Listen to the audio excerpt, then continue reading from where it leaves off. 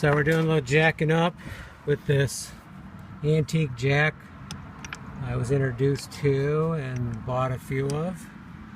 They're sometimes referred to as antique railroad jacks. Not really sure about the whole history of that, but these have ratchets on them.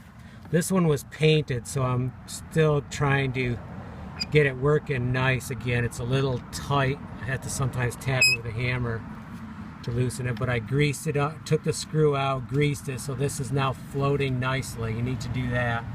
And then I greased the threads. So once this will swivel nicely, then this will not turn while this turns. So the nice thing is you can jack it up some, and if you need to, you can put a bar in it to get even more power on it.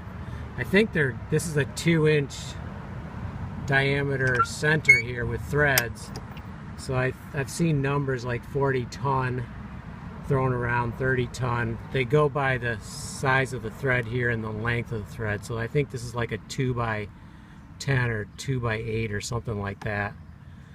But it's got a nice wide base and it's got a fairly wide top, good 4 inches, I think, 3.5.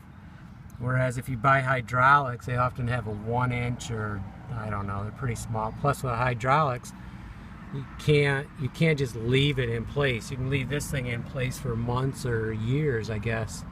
Why not? I mean, all it is threads. It's not really going to go anyplace. But in this case, I'm going to jack this up slowly and get it back up there.